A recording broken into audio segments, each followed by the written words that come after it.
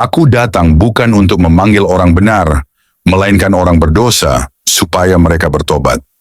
Lukas 5 ayat 32.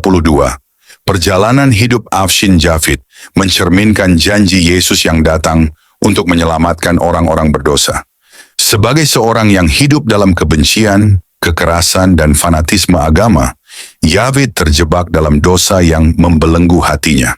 Namun, ketika Yesus menyatakan dirinya di dalam penjara, kasih dan pengampunannya menjangkau Javid dengan cara yang luar biasa. Yesus tidak datang untuk menghakimi atau menghukum, melainkan untuk memanggil Javid menuju pertobatan.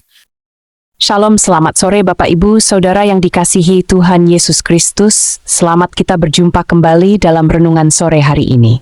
Doa dan harapan saya saudara semua dalam keadaan baik, sehat, penuh sukacita kuat dalam iman dan selalu berlimpah berkat Tuhan. Sebelum kita mendengarkan renungan firman Tuhan, mari kita berdoa. Bapa, dalam nama Tuhan Yesus Kristus, Tuhan dan Allah kami yang hidup dan berkuasa, kami mengucap syukur untuk penyertaan dan pimpinan Tuhan sepanjang hari ini. Oleh kuasa dan pertolongan Tuhan, kami dapat melalui semuanya. Kembali saat ini kami mau mendengarkan sabda firman-Mu, urapilah kami Tuhan, supaya kami mengerti dan sungguh mentaati apa yang menjadi kehendak-Mu. Dalam nama Tuhan Yesus kami berdoa, haleluya, amin. Firman Tuhan sore ini terdapat di dalam Yohanes 14 ayat 6. Yesus menyatakan dirinya, kata Yesus kepadanya, "Akulah jalan dan kebenaran dan hidup. Tidak ada seorang pun yang datang kepada Bapa kalau tidak melalui aku." Ketika Yesus berkata kepada Javid, "Akulah jalan, kebenaran, dan hidup," hal ini sesuai dengan pernyataan Yesus dalam Alkitab sebagai satu-satunya jalan kepada Allah.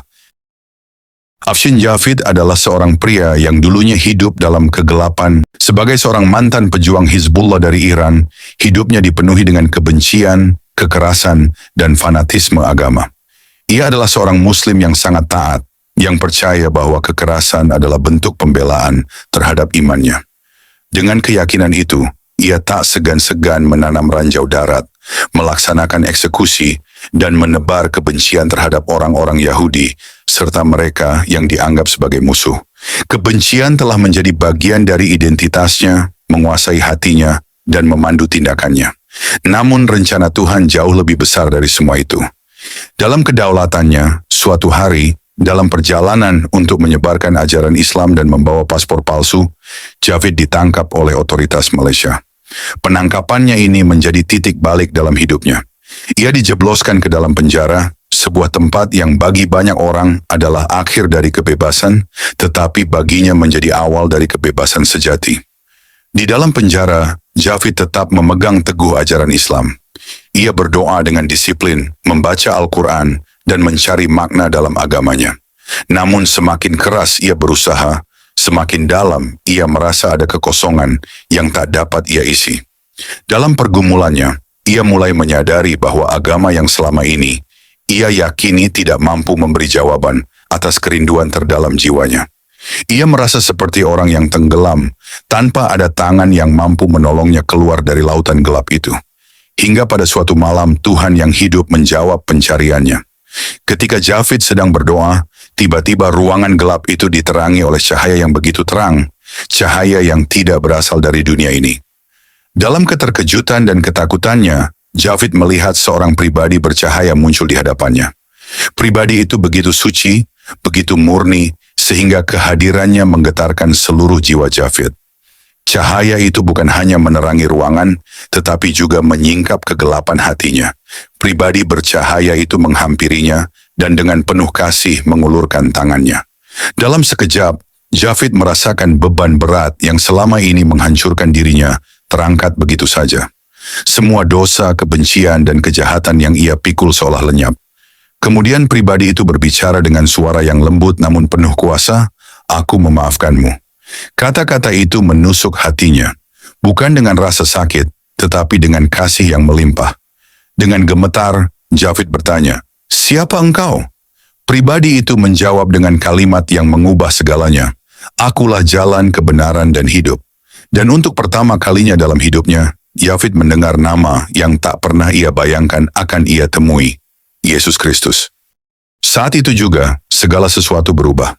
Kegelapan yang selama ini menyelubungi hatinya digantikan oleh terang yang tidak dapat ia pahami sepenuhnya. Kebencian yang ia pelihara dengan begitu teguh sirna dalam sekejap, digantikan oleh kasih yang begitu dalam, kasih yang hanya bisa datang dari Tuhan sendiri. Yafid merasa seperti seorang yang sebelumnya buta, kini diberikan penglihatan baru. Dunia yang sebelumnya ia lihat melalui lensa kebencian, kini terlihat melalui lensa kasih Kristus.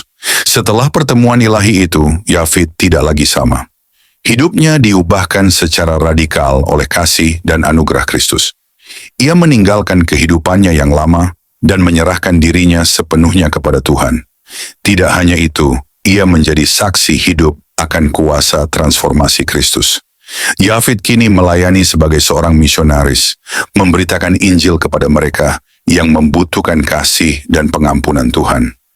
Dalam setiap kesaksiannya, ia berbicara tentang bagaimana kasih Yesus mampu menjangkau hati yang paling keras dan mengubah kebencian menjadi kasih.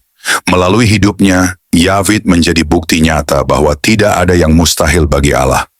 Kasih dan pengampunan Kristus tidak hanya menyelamatkan jiwa, tetapi juga memulihkan hati dan memberi tujuan hidup yang baru. Tuhan yang telah menyelamatkan Afshin Yafid adalah Tuhan yang sama yang memanggil setiap kita untuk berjalan dalam kasih-Nya. Yafid adalah bukti hidup bahwa ketika seseorang bertemu dengan Yesus, segalanya berubah dari kegelapan menuju terang yang kekal. Saudara-saudari terkasih dalam Kristus, maka Yesus berkata pula kepada orang banyak, katanya, "Akulah terang dunia, barang siapa mengikut aku, ia tidak akan berjalan dalam kegelapan, melainkan ia akan mempunyai terang hidup." Yohanes 8 ayat 12. Pengalaman Yafid saat melihat cahaya terang yang memenuhi ruangan gelap dalam penjara adalah gambaran nyata dari bagaimana Yesus menyatakan dirinya sebagai terang dunia. Cahaya itu bukan hanya mencerahkan tempat di sekitarnya, tetapi juga membawa kehadiran yang penuh damai dan kuasa. Perjumpaan tersebut menjadi momen transformatif yang mengubah arah hidupnya. Yafid yang sebelumnya terbelenggu oleh kebencian dan tujuan hidup yang salah, mendapati hidupnya disinari oleh terang kasih dan kebenaran yang tidak pernah ia alami sebelumnya. Yesus sebagai terang dunia memimpin Yafid keluar dari kegelapan menuju hidup yang penuh makna dan pengharapan. Firman ini menjadi penggenapan janji Tuhan bahwa siapapun yang datang kepadanya tidak akan berjalan dalam kegelapan, melainkan menerima terang yang membawa hidup baru. Terang Yesus tidak hanya menyentuh fisik, tetapi juga membimbing jalan seseorang menuju tujuan yang sejati sesuai dengan rencananya. Yesus menyatakan diri kepada mereka yang tidak mengenalnya. Dan dalam pemberitaan itu, aku menganggap sebagai kehormatanku, bahwa aku tidak melakukannya di tempat-tempat, di mana nama Kristus telah dikenal orang, supaya aku jangan membangun di atas dasar yang telah diletakkan orang lain, tetapi sesuai dengan yang ada tertulis. Mereka yang belum pernah menerima berita tentang Dia, akan melihat Dia, dan mereka yang tidak pernah mendengarnya, akan mengertinya. Roma 15 ayat 20 dan 21, Afshin Yafid adalah contoh nyata bagaimana Yesus menjangkau mereka yang belum mengenalnya secara pribadi. Sebagai seorang Muslim yang sangat taat, Yafid memiliki gambaran yang salah tentang Tuhan dan jalan kebenaran. Selama hidupnya, ia tidak pernah memahami kasih Tuhan yang sejati. Namun dalam penjara, Yesus menyatakan dirinya secara langsung kepada Yafid melalui penampakan ilahi. Cahaya terang yang memenuhi ruangan penjara bukan hanya simbol kehadiran fisik Yesus, tetapi juga tanda bahwa terangnya mampu menjangkau bangsa-bangsa yang hidup tanpa pengenalan akan Allah yang benar. Pertemuan ini bukan hanya mengubah hidup Yafid, tetapi juga memberinya misi baru untuk menyatakan terang Kristus kepada orang lain. Sebagaimana Paulus dipanggil untuk memberitakan Injil kepada bangsa-bangsa yang belum mengenal Allah, demikian pula Yafid dipanggil untuk bersaksi kepada dunia tentang kasih dan anugerah Yesus. Hidupnya kini menjadi saksi bahwa Yesus tidak membatasi kasih-Nya hanya kepada satu bangsa atau kelompok, melainkan kepada semua orang, tanpa memandang latar belakang, keyakinan, atau dosa mereka.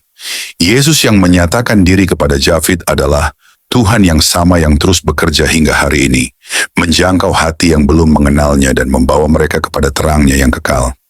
Pertemuan ini menunjukkan bahwa kasih Kristus melampaui batas-batas manusiawi dan terangnya bersinar untuk semua orang yang bersedia membuka hati mereka. Sebelum kita mengakhiri renungan firman Tuhan hari ini, mari kita berdoa. Bapa kami yang di surga, Allah yang Maha Kuasa dan penuh kasih, kami mengucap syukur karena Engkau telah memberikan kami kesempatan untuk merenungkan firman-Mu pada hari ini. Kami bersyukur atas kebenaran yang telah Engkau tanamkan dalam hati kami, yang menjadi sumber penghiburan, kekuatan, dan pengharapan dalam menjalani hidup ini. Tuhan, terima kasih karena melalui firman-Mu, Engkau mengingatkan kami untuk bersyukur dalam segala keadaan, baik dalam perkara besar maupun kecil. Ajarlah kami untuk selalu setia dan menghargai setiap berkat yang Engkau berikan, meskipun seringkali tampak sederhana. Tolong kami agar tidak hanya menjadi pendengar firman-Mu, tetapi juga pelaku firman yang hidup dalam ketaatan dan kasih kepadamu. Kami menyerahkan seluruh hidup kami ke dalam tangan-Mu ya Tuhan. Engkau tahu setiap pergumulan yang kami hadapi, setiap harapan yang kami simpan dalam hati, dan setiap kelemahan yang kami miliki. Kami percaya bahwa Engkau adalah Allah yang setia, yang tidak pernah meninggalkan kami. Kami mohon agar Engkau memimpin kami dengan hikmat-Mu, menguatkan kami dalam iman, dan mengajarkan kami untuk selalu bersandar padamu, apapun keadaan yang kami alami. Ya Tuhan, kami juga berdoa untuk saudara-saudara kami yang saat ini mendengarkan renungan ini. Kiranya Engkau memberkati setiap hati yang telah terbuka untuk firman-Mu. Bagi mereka yang sedang lemah, berikanlah kekuatan.